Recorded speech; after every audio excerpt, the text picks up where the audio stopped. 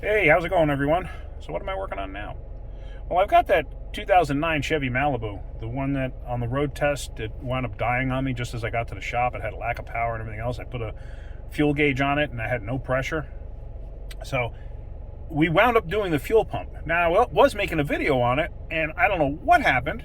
I had no audio. I went and I looked at it. I had no audio because I was going to piece it together before I went on the road test. And yes, I had no audio. I don't know what happened. So unfortunately, you don't get to see me changing out the pump. Really no big deal. I mean, it was not something that you're probably going to do in your driveway because it's a little bit of a pain. It's the one you got to put it up in the air, drop the tank and stuff like that. You got to take the exhaust out.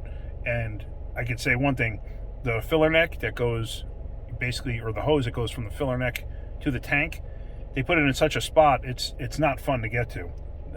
They give you about that much room to get your hand up in there, and they put a sway bar right through it. So it's a nightmare to get to. Anyway, so I got the pump in.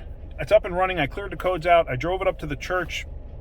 That's where I'm turned around, and I'm going to head back now. And it runs good. So I didn't check for codes yet, but what I'm going to do is I'm going to drive it back to the shop, and let's see how it runs. And it should be good. I mean, this thing is fully warmed up. I had it warming up in the shop as I put the fuel back in it because I wound up draining the tank because it was filled to the brim. So I wound up putting the fuel back in it, and while it was running, and I just road tested it the, whatever it is, 8 miles up to here, and now I'm gonna, or 12 miles, I think it is. So now I'm heading back. So let's see how she runs. Something on this thing's whirring. I don't know if that's a tranny.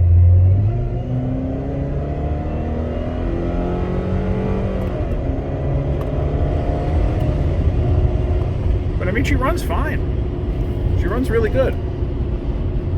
All things considered. I mean, it's a high mileage vehicle, but runs good. So anyway, let me get it back to the shop and then we'll finish up this video. All right, so I'm back at the shop. The car runs great. It runs perfect. So let's see if we have any codes. And there, that was from me clearing codes before. Let's go to codes menu. Let's see, do we have anything? No codes. That's perfect. So I'm good with that. There's nothing there that I need to see.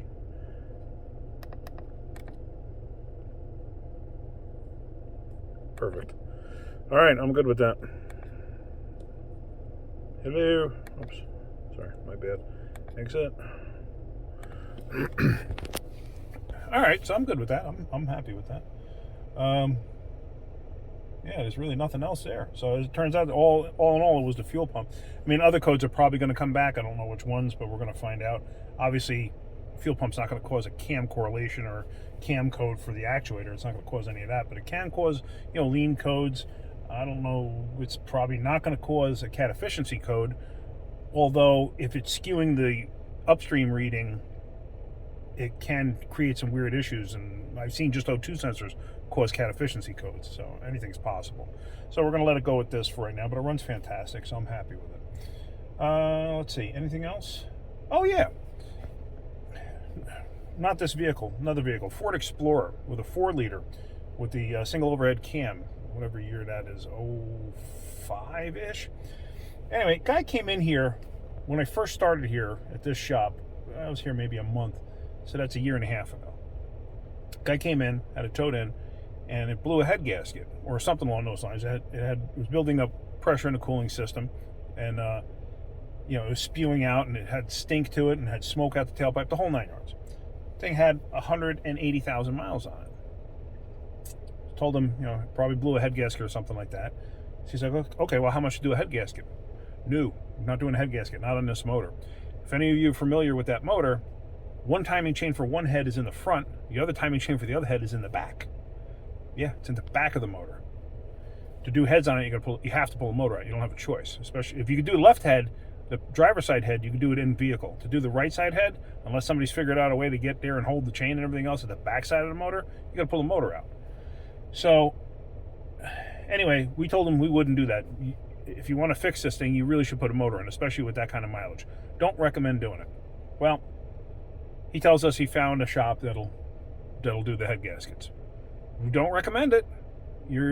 With that kind of mileage, do not recommend it. It's a big job. don't recommend it with that kind of mileage. You're going to wind up with a problem.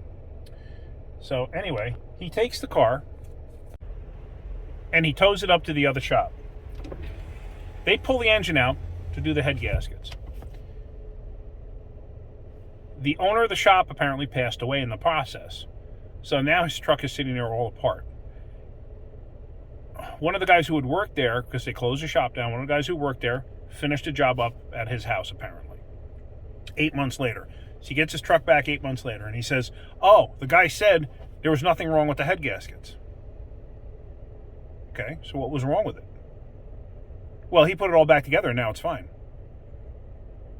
Okay, so he didn't find anything wrong. He said the head gaskets were good, but now it runs fine, and it's not doing what it did before. So obviously he fixed something. But, okay, whatever. But he brought it back into us for an inspection. He kind of had to gloat, I think. Whatever. Well, guess what? He put 2,000 miles on it. He was just here with the thing. He drove it in. The thing is overheating like you wouldn't believe. I mean, it is pumping coolant out the tailpipe. It's overheating, the whole 9 yards. He said, wow, what do you think is wrong? I think you need a motor. Like we told you the last time you were here, last year and a half ago. You know, he only got to put 2,000 miles on it. He spent $2,000 on it to fix it. We told him not to.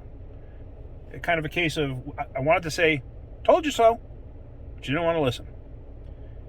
Sometimes it's not worth it. When you have a vehicle with higher mileage on it, 180,000 miles is pretty good mileage, especially on an overhead cam type motor.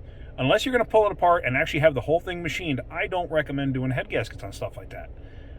Especially something that's severely overheated.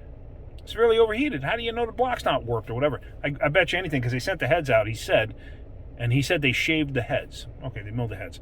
Probably checked it for cracks and everything else, but I'd be willing to bet that the block was warped too. Seen that plenty of times.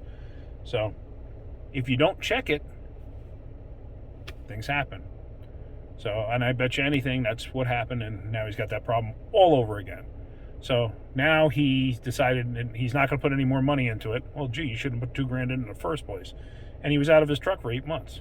So he should have just bought something else at that time, or bought a used motor, or bought a reman motor. $2,000. Could have probably at the time he could have probably gotten a reman motor for that thing for $3,800, something in that range.